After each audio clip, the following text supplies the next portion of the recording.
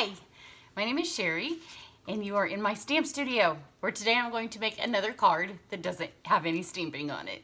I seem to be on a little bit of a roll here with non-stamping cards in my stamp studio. But I'm focusing this week on some of our embossing folders. Stampin' Up! Has some new ones. They have started making their own line of embossing products. So today I'm going to show you a couple of different ones. First, I'm using the bricks, which if you've watched the video previous to this, you know that this is probably my new obsession. You know, sometimes we get on a favorite kick and then I'm like, stop, you can't put that on every dang card. So, you know, I guess I could put it with the dinosaurs. I was gonna say a stamp right off the top of my head that it might not go with, but you know, the dinosaurs in the city, it could work. But here it is, just on some terracotta. These are some other cards that you can find on my YouTube channel that all feature the bricks. This one's just done on black.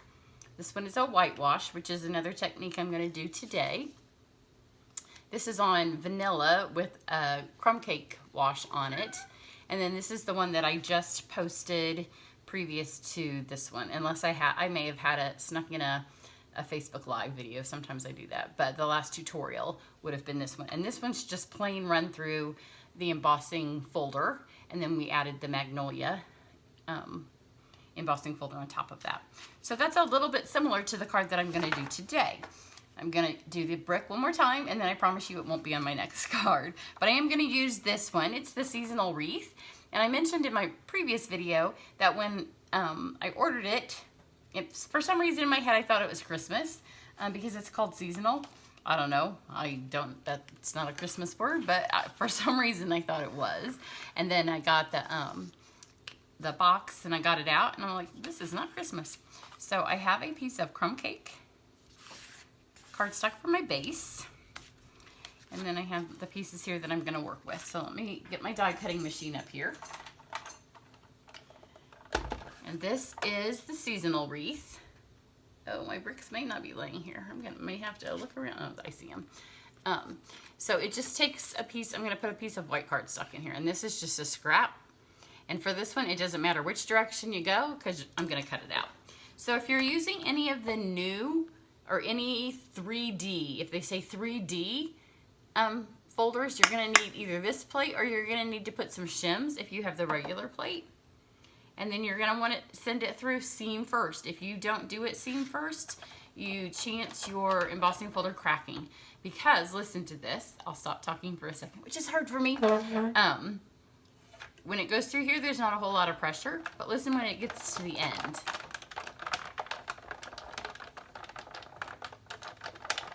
Hear that little crick right there? That is what, if you send it through and this is your seam, then it can snap that, and obviously you don't want it to snap, but look how beautiful this is. Well, my phone just went cattywampus. Let me see if I can fix it.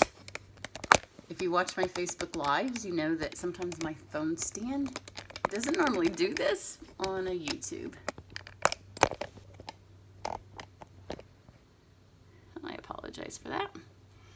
Let me see if we're back. Yeah, we're back. Usually I only have issues when I have to film the other way, and on Facebook, you know, Facebook likes us to go long ways, which is why if you watch my rebroadcast of when I do Facebook, when I do it with my girlfriends, she has a fancy dancy camera. We don't use our phone. So there's that. Then let me get the brick. Same thing, you're going to want to send it through seam first. And with this, I'm going to put a piece of crumb cake in here.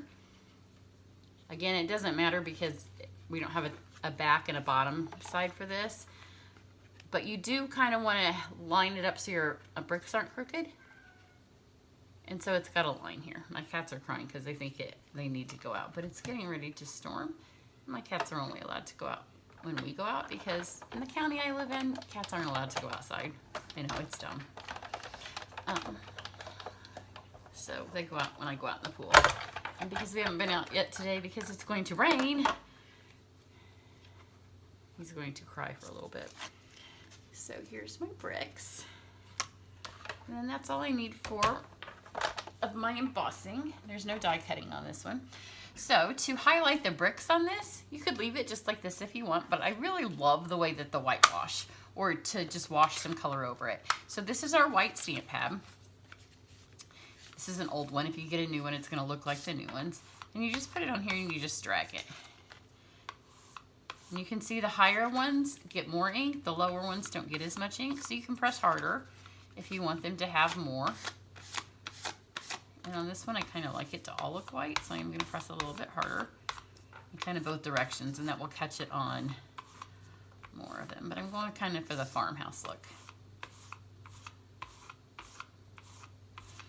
And because my wreath is not going to cover up the middle, I want to make sure the middle gets it. Sometimes your design, you know, is in the middle of your page, so it doesn't matter so much.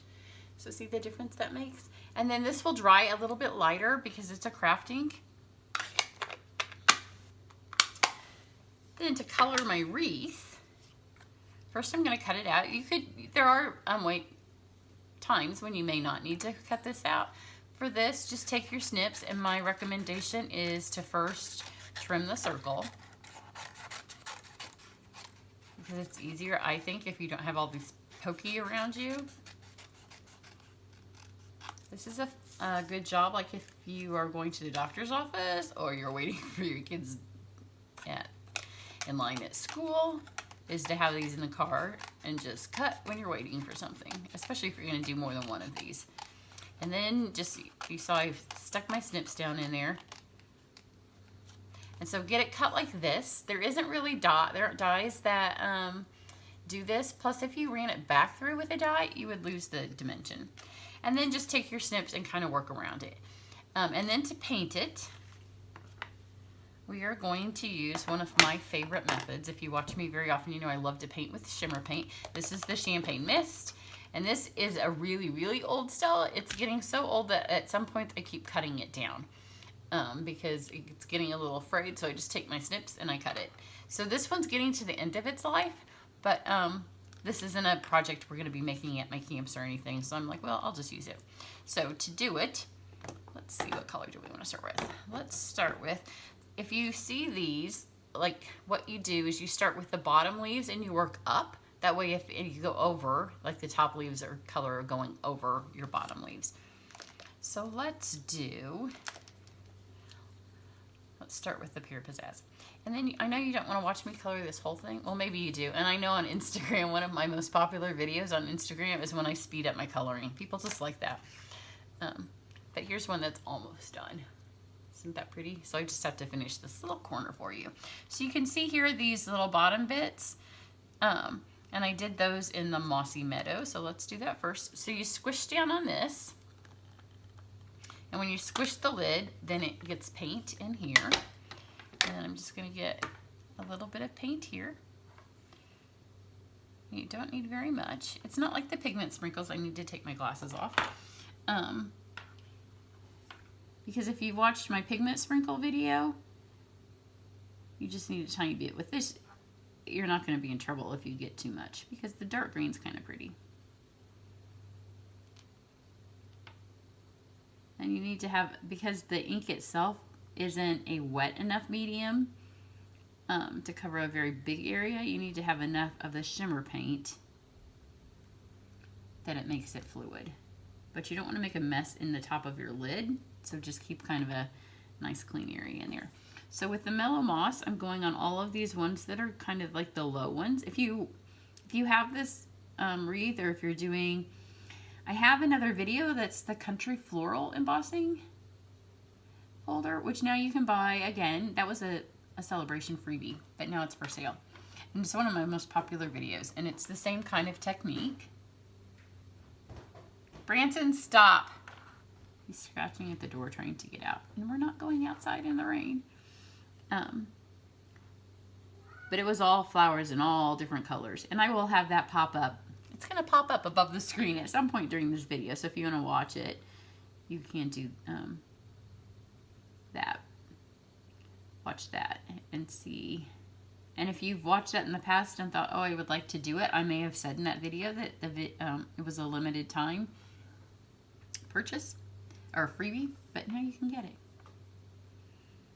So I'm just coloring in all of these ones that are lower. So if you have any of these embossing folders that are flowers or leaves, you would see what I mean. I know it's kind of hard to see far away, I mean on the camera. So I'm getting all these ones that are just low. because that way when I go next to my, let's go to Old Olive. That way, when these go over the top of a color, then it's over the top and it doesn't look like it's like a top leaf is. You're just going for the correct depth perception, I guess is what I'm trying to say. And it's so pretty. I hope that you can see it in the camera, and I really hope, because it's gray outside, I've got my fake lights. Let's fill this one in over here. But the shimmer paint mixed with our inks, there isn't any prettier medium that you could have to color with. And it's really, it would be impossible to not be in the lines because you're just coloring the leaves as they are.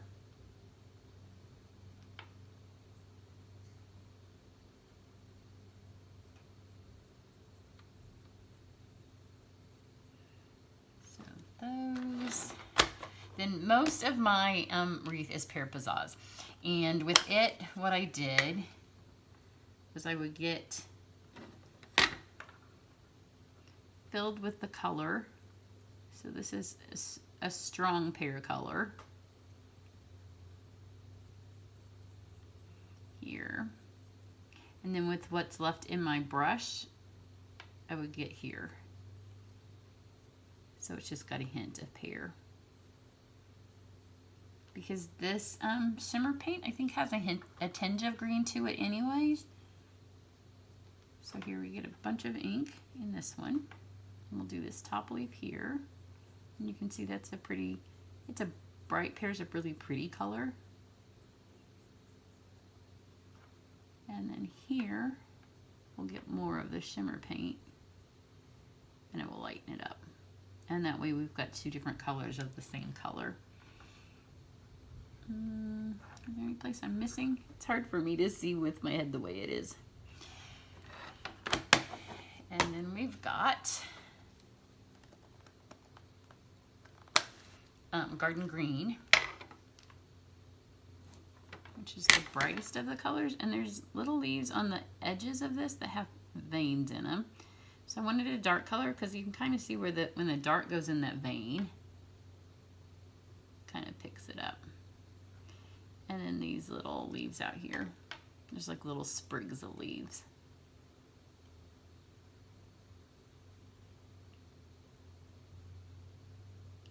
So get those. Does that look like I got everything? I know you guys can't answer me, but sometimes I talk to myself when I'm in my office too. And then the last color, where'd I put it? I literally just made this card. Here it is Sahara Sand. And this is for all the places where there are like little stems that are holding these little branches of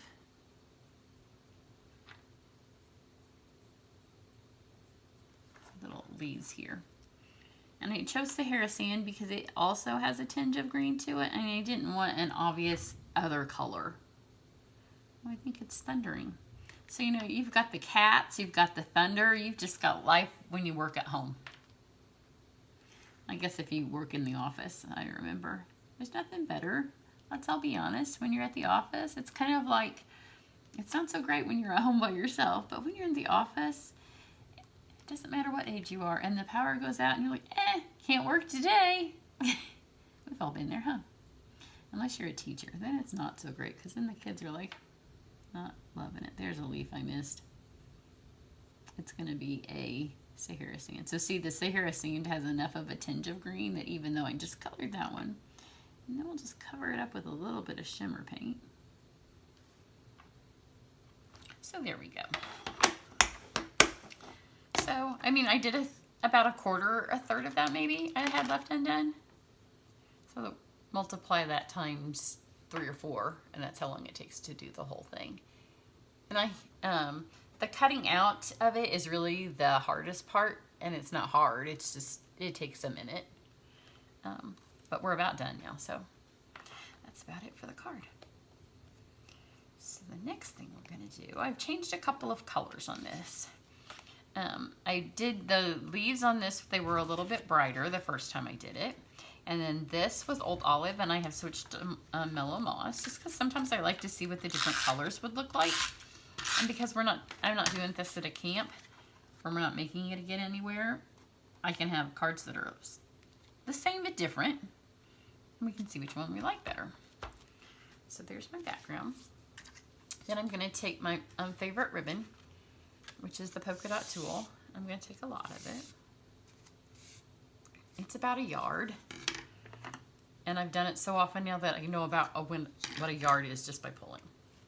So double it over.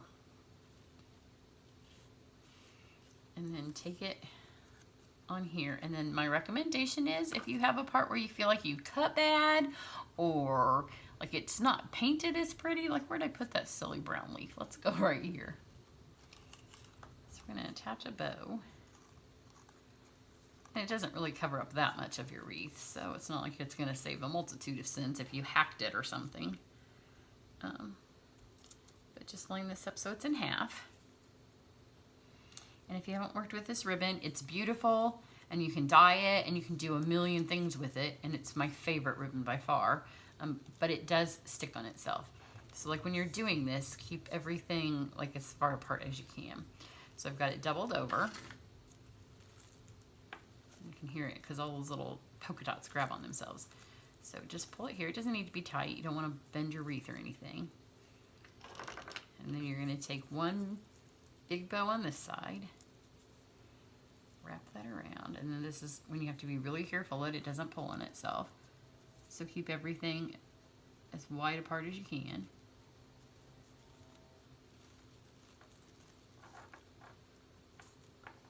And see how I've got now one big giant bow?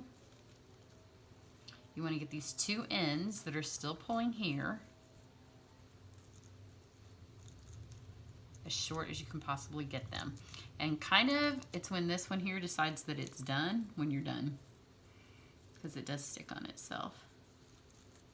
Oh, I'm pretty good though. And on this one, it also sticks to the wreath.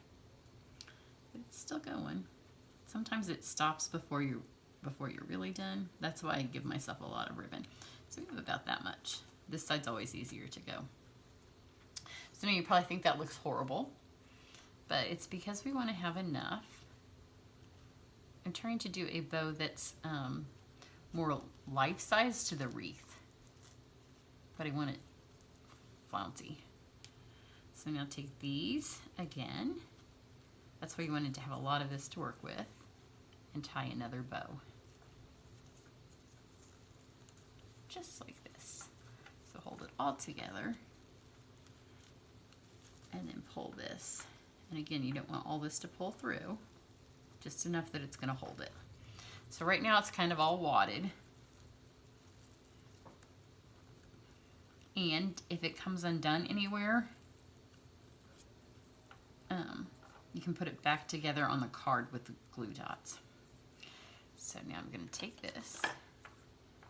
Those are a little bit long. And now we're going to mount it together. And I'm going to fix that. So don't think, oh, that bow looks horrible.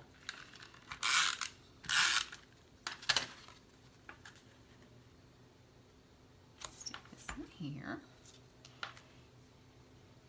And I think I did this with dimensionals the first time, but it doesn't need it. And the bow is so flouncy that the card doesn't really need to be any higher. This would make a great, if you do the samplers, this would be a really pretty square in your sampler, or if you do framed art. So now you go back over here and you pull all these little bows apart because you're going to have a ton of them. So just unpull them all.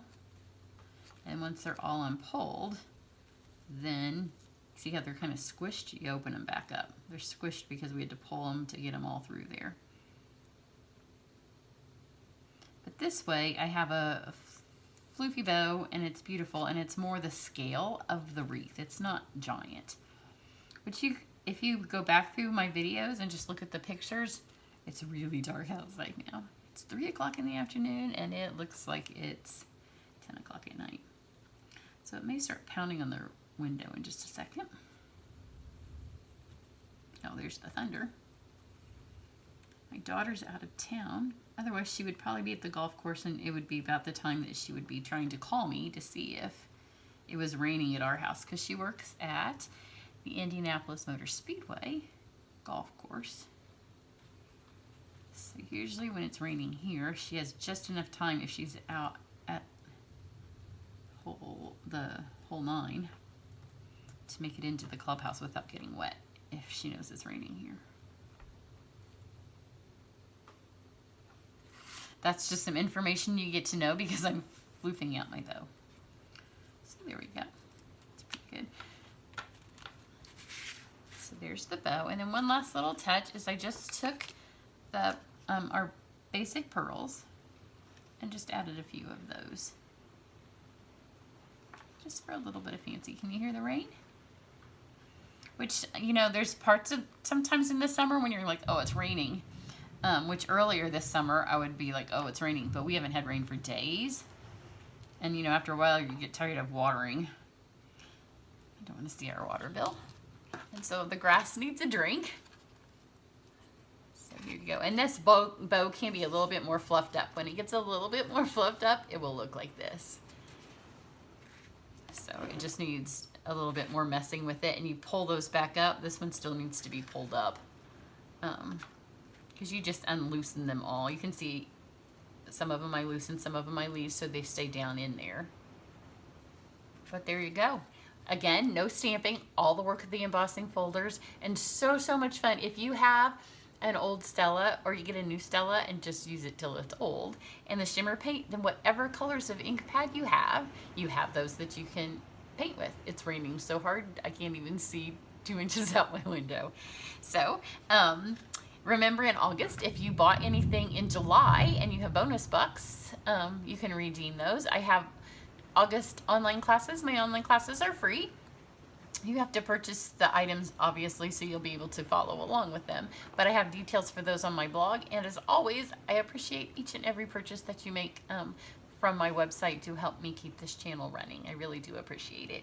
So always, 90% of the time, if I do a tutorial on a card, unless it's a sneak peek, because then I don't have the links. But if I have, if it's a current card, just go down in the description and all of the items, unless I forgot and left something off, but almost everything I use on a card is down there, so you can just click and go right over to my shopping store. Everybody have a great day. Bye.